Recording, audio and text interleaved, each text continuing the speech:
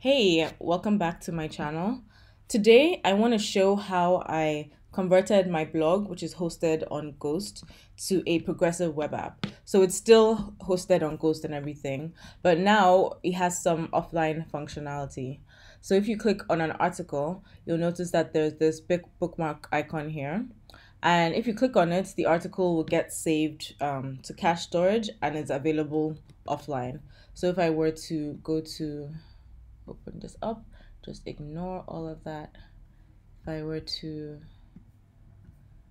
click offline and refresh the page, you'll see that the article is still being loaded. All the content is there. Everything works as though the user was online. And if I were to go to the home page, I should just do this. You're redirected to this page which just says you're offline, but it has a link to the articles that have already been saved that are still going to be viewable even if you're offline. So if I click on that, okay, everything works fine. Awesome. Yeah, so this is what I'm just going to be showing, basically all the steps I took to get to this stage and just walking you through working with the cache API, using a service worker. There's some work with local storage as well. And yeah, I'm just going to be showing you the whole process of how I did this. So to get started, we're going to have a local version of host running on our machine because obviously we're working with a Ghost theme. We're going to have to customize the theme to add this functionality.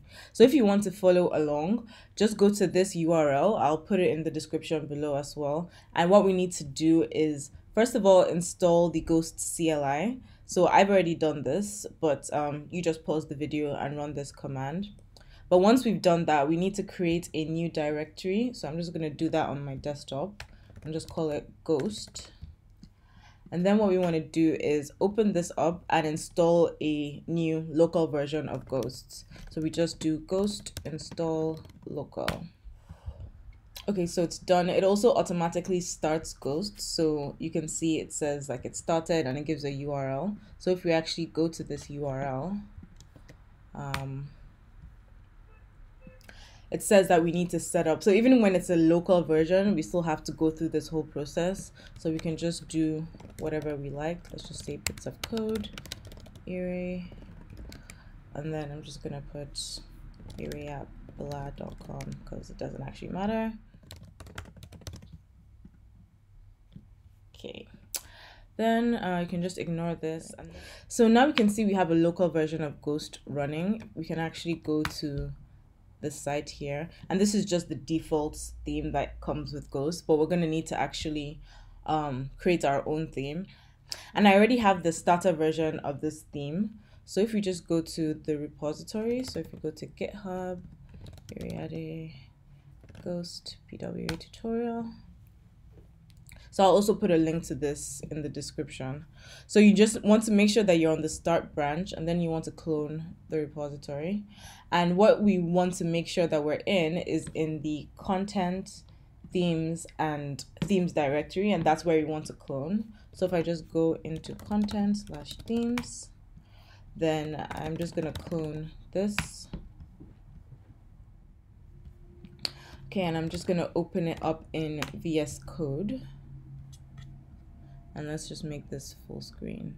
Or actually, let's go into the directory first. So cd ghost pwa tutorial, and then open it up in VS Code. Yeah, exactly. So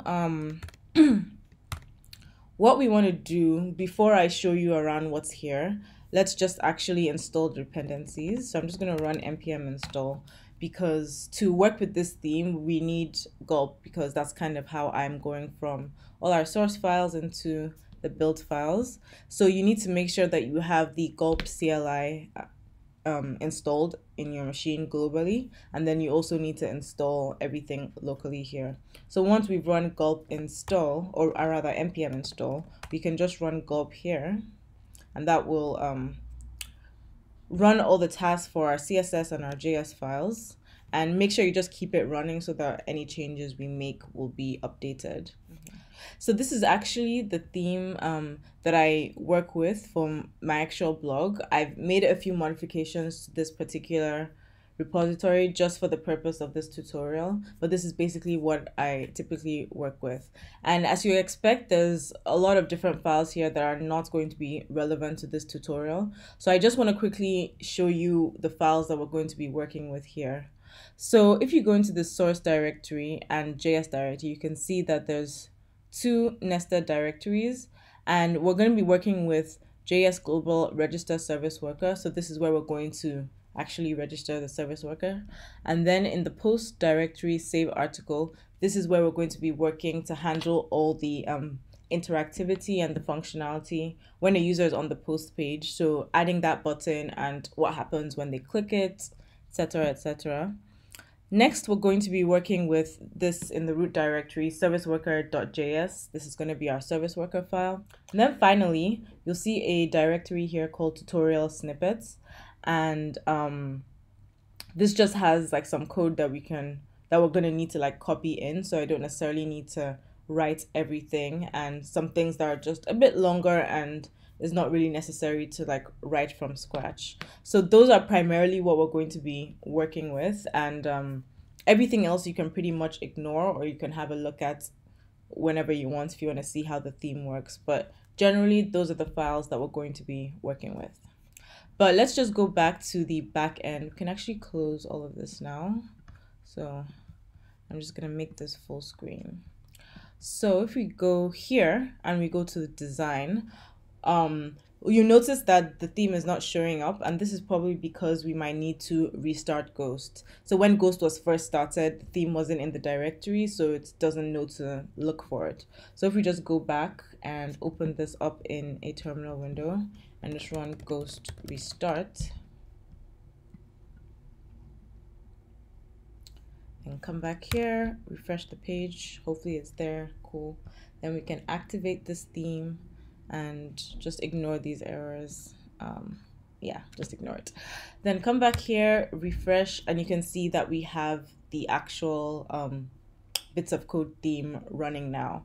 And all this content here is just the default content that comes with Ghost whenever you start a new installation of Ghost. And if we were to go to an article, you'll see that there's no save article offline button there, because we're obviously just getting started and we're going to build out all of this as we go. So this is just the startup. In the next video, we're going to move on to actually creating this button and allowing users to actually start saving and unsaving articles for offline usage. So that will be in the next video.